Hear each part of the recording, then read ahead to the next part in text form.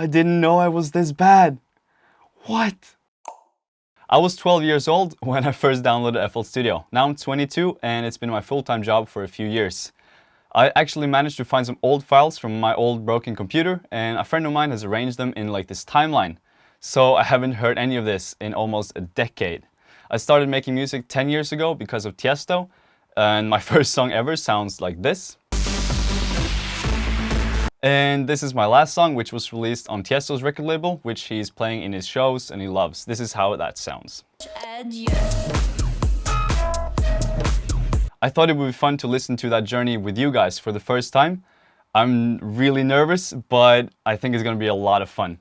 By the way, I'll be posting more of this stuff on my Instagram and other content, so go follow that and you'll get good karma. The link is in the description. As always, one of the first 500 commenters will win a free mastering done by me.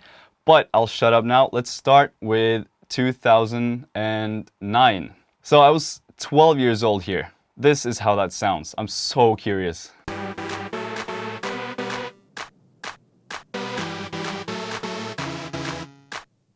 Chords.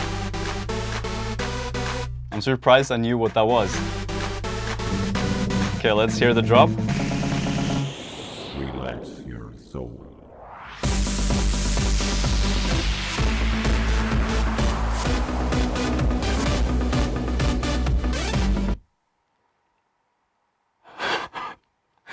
I'm in shock. What the f... When do you grow ears? What the hell? Did it say relax your soul? Relax your soul.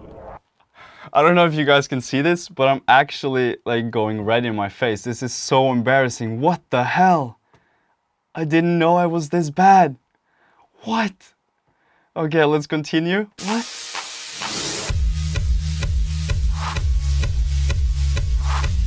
Well, I obviously didn't know anything about like the basic production, like limiting and compression and all of that.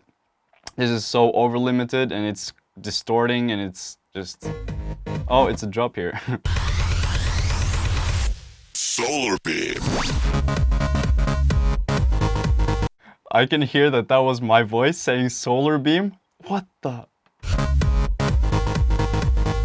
Okay, this is actually way better than the previous one at least.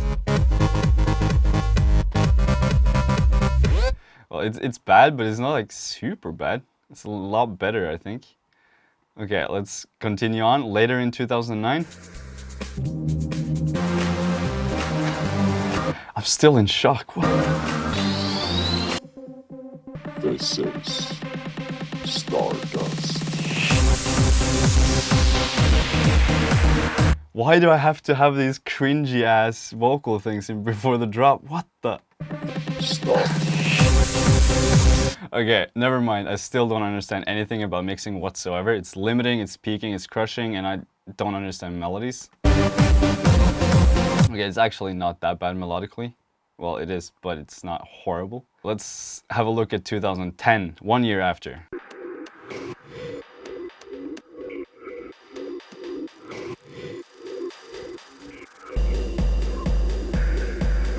Interesting.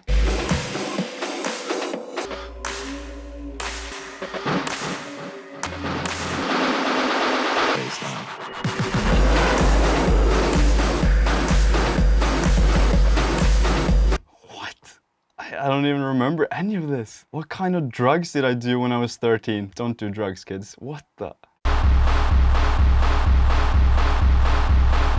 I don't even know what to say to this one. It's actually better produced, I'll say. Like the mixing is a bit better. It's not over compressed, it's not over limited. Let's go to 2010. Drum and bass emotional, this one's called.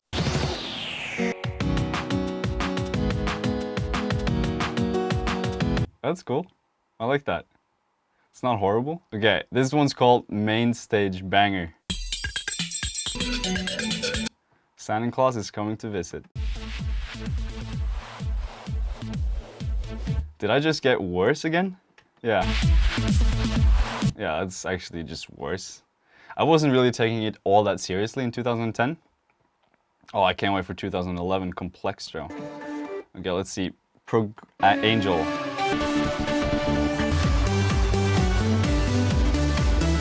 I remember this one.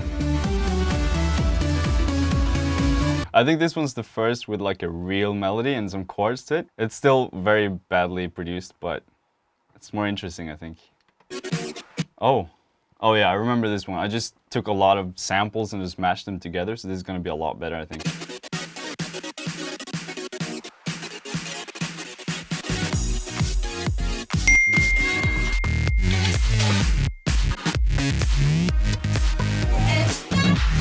Yeah, it's not really accurate because I remember I was just using samples here. So let's go to House Crazy. 3, 2,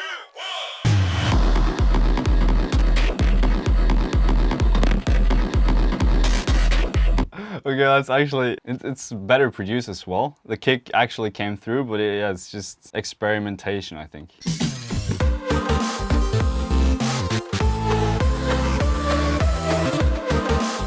I have no idea. I have no idea. That was 2011, apparently a weird year for me.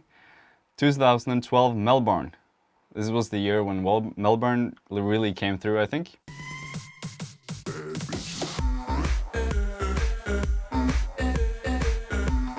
Bad bitches. I should not say that out loud, but that's what it said. What? Okay, that's super whack, but a bit catchy. Well, a lot better produced as well. I think I'm starting to get a kind of a hang of at least how to level stuff in comparison to each other and not to crush it. 2012, Sexy Time.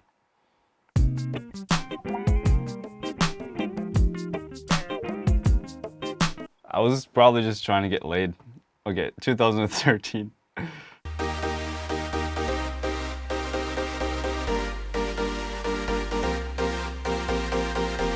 Nice chords.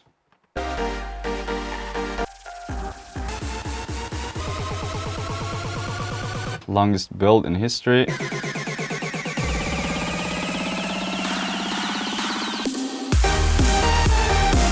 Oh wow. This was around the time when I started like really getting into it and watch all the tutorials and reading all the books I could find. So it's really coming through here. This is so much better already. I'm starting to understand layering and so forth. I think this was like the first time I had started to get hope after like 4 years. So crazy. Like Mesto, for instance, he had produced for like 1 year when he started making his first like really good tracks. I'm just like so slow and stupid compared. But yeah, speaking of which, we have a track coming very soon. 2013. Oh. This is such a throwback. This is so fun. I remember I was so proud of this. I was pretty much just modulating samples and stuff, but I started understanding like how to find the right sounds and put them together, I think. And I really found that like the Melbourne bounce bass and so forth. It's a lot of fun. 2013 Glitch Hop Monster Cat.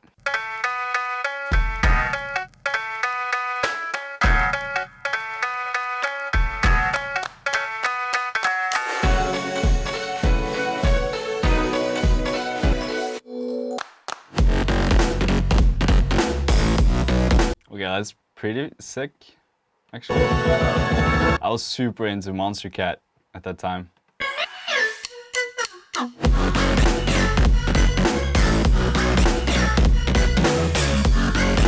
I was so proud of this one as well, I remember. This is so much fun. I felt like I'd started getting the hang of being a bit unique with my sound design as well. I remember this so well, but I was still struggling to find my own sound though. I had no idea what I was doing. I was just experimenting.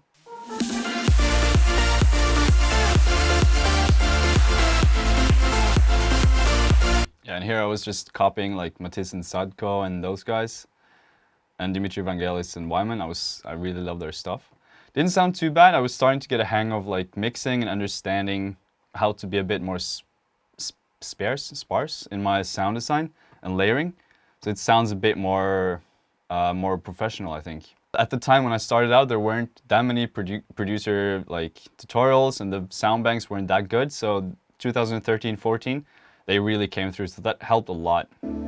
Future bass.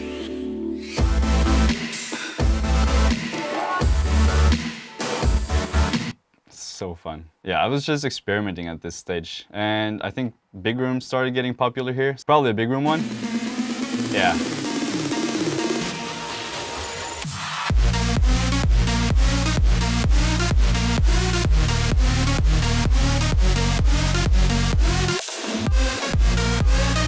That's pretty cool.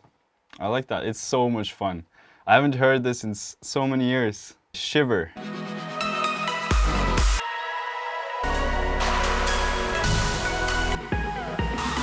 I'm emotional, apparently.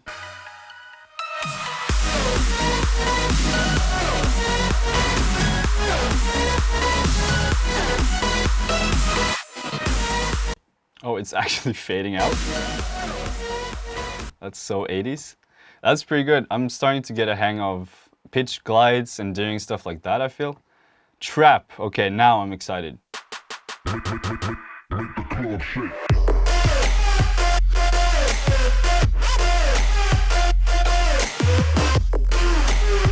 I feel like I just started really getting a lot better. I improved a lot from like 2011 till 2013. That's when most of the learning happened, and now I'm just like sort of the same level, I feel. But like gradually, I feel like the curve of getting better is like this. It's exponential? No, the other way around. Wolfgang Gartner. I love Wolfgang.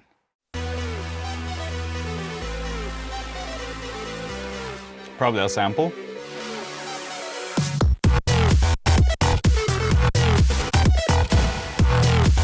I remember this one. Yeah, I was so gassed when I made this. These are only like the best ones, though, I think. Even though most of them suck, it's pretty much only the best ones that are actually rendered. I really want to find the bad ones from this area. I do have the bad ones from like 2009, though. Okay, so 2015, this is around the time when I found my style, when like Future House started blowing up, and that really appealed to me.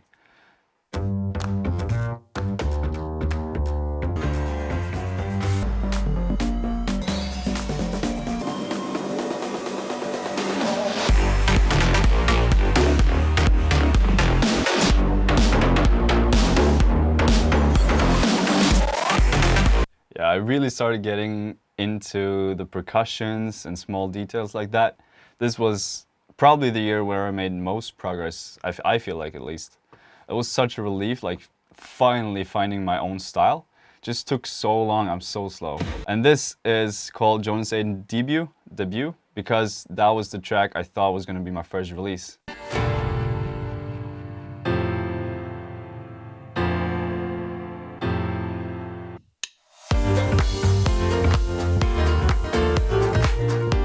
I didn't really understand like arrangement and what was actually like popular for DJs to play out. I was just making whatever. So I would never make this today.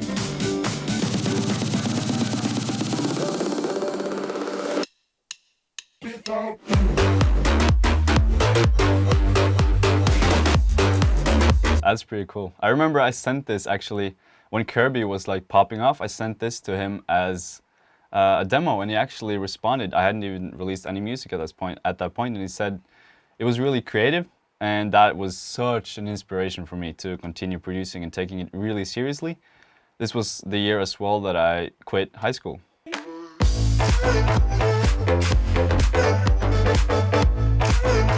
It's okay. Now here's my debuts. No, never mind. Lean On remix first. This was the first thing I ever put on the internet. The remix of Lean On.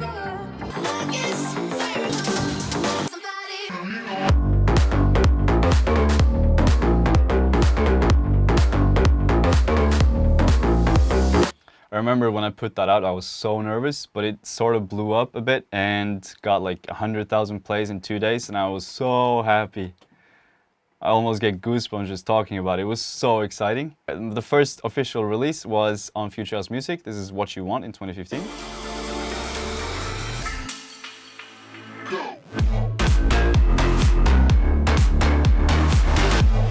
I remember that the break is way too long and stuff like that, and the melody doesn't really make sense, but this is Feel My Soul. Now we're in 2016, where I started to get more of a hang of what DJs would actually play. So this one got a lot more DJ support.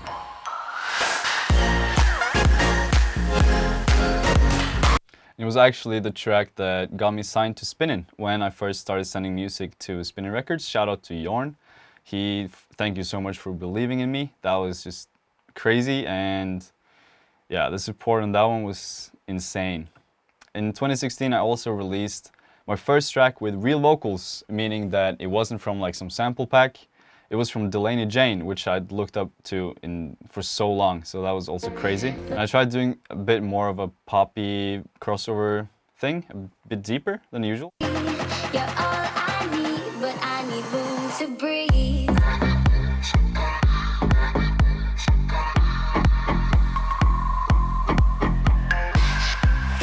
I was experimenting a lot with percussions and pitch glides and so forth. Now 2017 was my last release before I disappeared for almost 2 years from releasing any music. It was early 2017.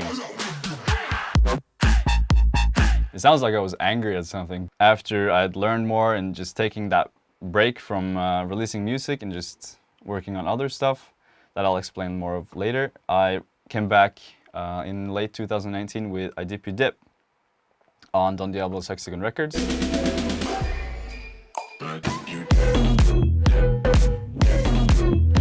Which is closing in on 10 million streams on Spotify, which is crazy. And that was just an accident, that drop. You can check out the making of on my channel as well. So lucky. And in 2019, now we're at the final year. This is my remix for Zed and Katy Perry, official one. Such an honor to be able to work on this one.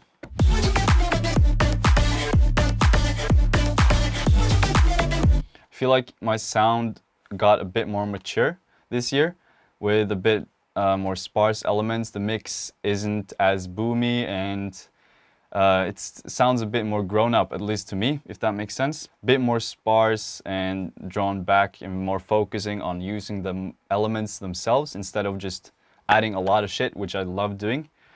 But I feel like being able to retract yourself and using what you have instead of adding more stuff was really beneficial. And my last release, which you can check out the music video for here, it's called I Don't Speak French. I